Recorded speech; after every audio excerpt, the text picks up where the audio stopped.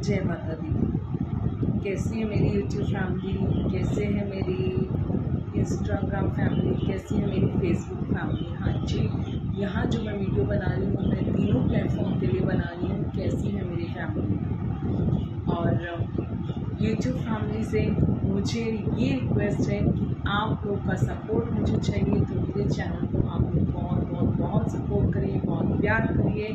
और कहीं ना कहीं थोड़े टाइम से मेरे काम में कमी आई है। सो आप लोगों को लगा कि संगीता आप इस चैनल पे काम नहीं करिए, तो शायद आप लोगों ने भी सपोर्ट करना कम कर दिया है। But no, now again I am back और I am posting my videos, shorts में डाल रही हूँ। उससे आपका प्यार चाहिए।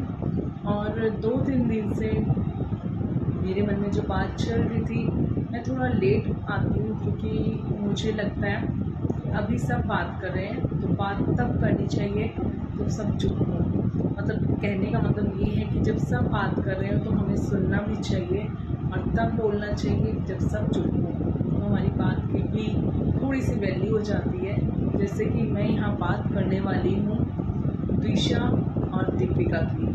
हाँ जी, मतलब बहुत सारे लोगों ने इसलिए आप लोगों के साथ वीडियो शेयर की हैं कि दहेज के लालची, दहेज के कारण ऐसा हो रहा है। ये सच्चाई है कि बहुत सारी लड़कियां बहुत कुछ झेलती हैं और इन सब के पीछे सबने बोला कि ससुराल वाले ऐसे, ससुराल वाले ऐसे, लेकिन उसका डीप रीज़न क्या रहता है, उसका जो रीज़न रहता है। मैं माफ़ी चाहूँगी किसी को मेरी बातें बुरी लगें और अगर सही लगे तो थैंक यू कि आप लोगों ने समझने की कोशिश की। मैं माफ़ी चाहूँगी सभी पेरेंट्स से, मैं माफ़ी चाहूँगी उन सभी बॉयज़ से, गर्ल्स से। ऐसा नहीं कि बॉयज़ ही ऐसे होते हैं, गर्ल्स में भी कुछ कुछ केसेस ऐसे होते हैं जिसमें गर्ल्स भी बहुत कुछ टॉर्चर करती हैं। लेकिन येस, यहाँ बात हर एक की टॉर्चर की हुई, चाहे वो लड़की है चाहे लड़का है, लेकिन इसका रूट क्या है, रूट कभी समझने की कोशिश की है।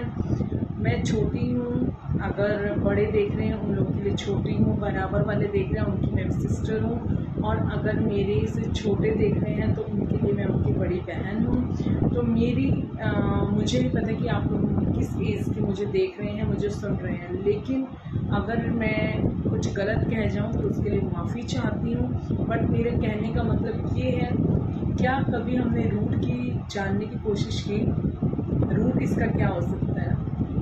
देखिए हम लोग अब इसमें तो क्या है कि इसमें तो पूरी फैमिली इन्वॉल्व है ना। दहेज का जहाँ मामला आ जाता है वहाँ ऑलमोस्ट पूरी फैमिली इंक्लूड होती है। क्या कोई भी ऐसा नहीं होता है जो एक दूसरे को समझाए, और ऐसा नहीं है कि उन लोगों की फैमिलीज़ में दहेज नहीं दिया था या कोई भी। मतलब आजकल वही चीज़ है कि इस दहेज को ना हम गिफ्ट का नाम दे देते हैं। भाई जो लोग सक्षम हैं, जिनको भगवान ने काफ़ी मतलब धन संपदा दी है, वो लोग कुछ भी करें उनको मैटर नहीं करता है। लेकिन मिडिल क्लास और लो क्लास की फैमिली पे इन चीज़ों का बहुत इफेक्ट पड़ता है। कुछ लोगों की तो फैमिली ऐसी होती है कि घर के अंदर की बातें अंदर तक रहती हैं और वो लोग बच्चे की शादी में, चाहे लड़का है चाहे लड़की है, लोग दिखावा इतना हो चुका है कि वो लोग कैसे भी अरेंज करके शादी में धूमधाम से शादी करते हैं और उनको रिज़ल्ट नहीं पता होता है। मतलब किसी को भी रिज़ल्ट का पता नहीं होता है। लेकिन हमारी इंसानियत कहाँ मर चुकी है। जो लोग इतनी प्रायोरिटी सिर्फ एक मतलब जीवन को भी नहीं समझते हैं और प्रायोरिटी दे रहे हैं, तो इस तरह की चीज़ों को, तुम्हें दहेज भी मिल चुका है उसके बावजूद भी तुमने बच्ची को नहीं छोड़ा। मतलब लड़की की ऐसी हालत थी। अब मैं बात जो बोलने जा रही हूँ उसे ध्यान से सुनिएगा। अगर देखो कोई भी फैमिली में ये दहेज वाली बात आती है, पहले तो अंडरस्टैंडिंग लड़के को होनी चाहिए कि आप लोग किस लिए दहेज ले रहे हैं। क्या आप नहीं कमाते हैं या आपकी फैमिली इतनी कैपेबल नहीं है। ठीक है, जो दे सकते हैं वो इजीली दें, कोई इशू नहीं है। लेकिन मिडिल क्लास और जो लोअर क्लास की फैमिलीज़ के प्रेशराइज होती हैं वो फैमिलीज़, उनके लिए भी कभी सोचा करिए।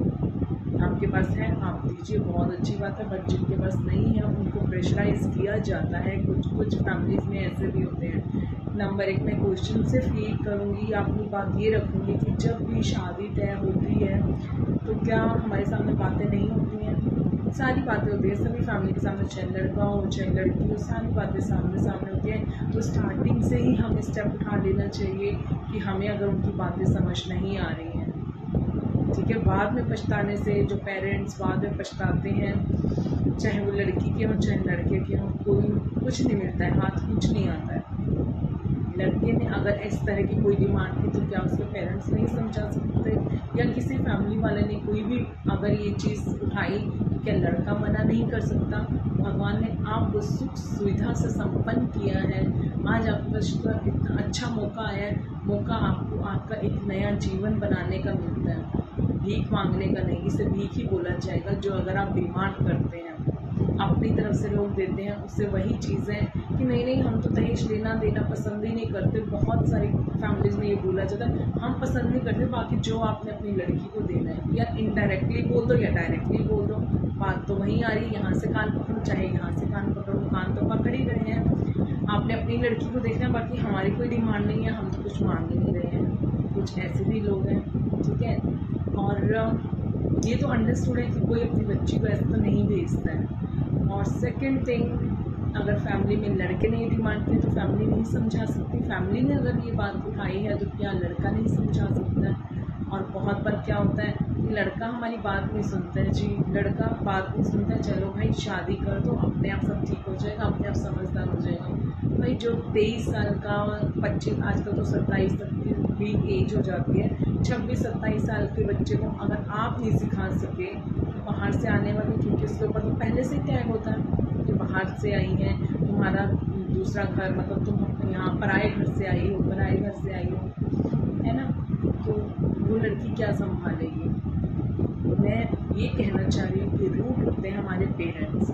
सबसे पहले पेरेंट्स को अपने बच्चों की अपब्रिंगिंग करते टाइम मैं भी डरती हूँ, क्योंकि मेरा भी बेटा है, मैं भी डरती हूँ कि मुझे नहीं पता आगे आने वाले समय में वो कैसा बनेगा, कैसा है। लेकिन लड़कियों की रिस्पेक्ट करना, लड़कियों को इज्जत देना, और लालच, मतलब अगर हम स्टार्टिंग से ही लालच रखेंगे तो बच्चा क्या ही मेहनत करेगा। तो फ़र्ज़ हम माँ बाप का होता है। अगर माँ बाप ये सोचें कि हमने बहुत कोशिश की और कोशिश के बाद नहीं सफल हुए तो चलो जी आज इसकी शादी कर देते हैं, अपने आप सुधर जाएगा। मुझे बताइए वो कौन सी फैमिलीज़ हैं जिसमें ऐसे लड़के सुधरे हैं। वो लड़के तो नहीं सुधरते, लेकिन किसी की जो लड़की आई होती है उसका ज़रूर कहीं ना कहीं बलिदान हो जाता है। तो पेरेंट्स, आप लोगों को जागरूक होने की ज़रूरत है। क्या है यार, अगर तुम एक बार दिल खुला करके कभी सोचो तो सही, भगवान पूरी बरकत देते हैं। मतलब इतनी छोटी बात लग रही है मुझे, इसीलिए थोड़ा सा मैं टाइम ले लेती हूँ ऐसी चीज़ों पर बात करने के लिए, क्योंकि मुझे लगता है कि मैं क्या बात करूँ, क्योंकि ये बातें वो हैं जो हर व्यक्ति समझता है, हर फैमिली समझती है। लेकिन ये कहूँगी जो बिगड़े लड़के होते हैं कृपया करके उनकी शादी ना करें। अपने लड़कों को या तो आप झेल लें, जो आप नहीं झेल पाते हैं ना, आप उनकी शादियाँ करा देते हैं। शादियाँ मत कराइए किसी की बच्ची के साथ, आप ज़िंदगी का खिलवाड़ मत करो, क्योंकि आज नहीं तो कल कर्मास विल कम बैक। और जब ये चीज़ें खुद के ऊपर आएंगी ना, तब तुम्हें हर चीज़ रियलाइज़ होगी। इसीलिए सबसे पहले जागरूक लड़के और लड़कियां तो आजकल इतना, और ये मैं आपको फैक्ट बता रही हूँ, आजकल जो भी इंसिडेंट्स हो रहे हैं ना, लड़के और लड़कियां भाई शादी करने के लिए रेडी ही नहीं है। चलाते हैं ना फिर अपने वंश, कैसे वंश चलाओगे जी, वंश तो चलाना है, बच्चे की शादी कर दो। हाँ जी, तो पहले अपने वंश को चलाने से पहले जो अभी वंश चल रहा है ना, उसको संभालने की बहुत ज़रूरत है। यस, एक तो बिगड़े हुए जो भी बच्चे हैं, चाहे आपको कहीं भी लड़की का समझ नहीं आ रहा है या किसी को भी लड़के का समझ नहीं आ रहा है, वहीं रुक जाइए, बातों को आगे ना लेके चाहिए। वरना इस तरह के दिन देख देख के ना हर पेरेंट्स बहुत मतलब जिनका मतलब बोलते हैं ना कि जीते जी उनकी मौत होती है। इसीलिए संभलना सबसे पहले पेरेंट्स को चाहिए। अगर आपके बच्चों में कोई भी मतलब इस तरह की लालच है या लड़कियों के लिए रिस्पेक्ट नहीं है, या लड़कियां ऐसी हैं जो मतलब जिनका बिहेवियर आप लोग को समझ नहीं आ रहा है, तो आप लोग ज़बरदस्ती उनको सुधारने के चक्कर में किसी की लाइफ को स्पॉइल ना करें। यही मैं बात आप लोगों से रिक्वेस्ट करती हूँ, और किसी को बुरी लगी हो उसके लिए मैं क्षमा मांगती हूँ। जय माता दी।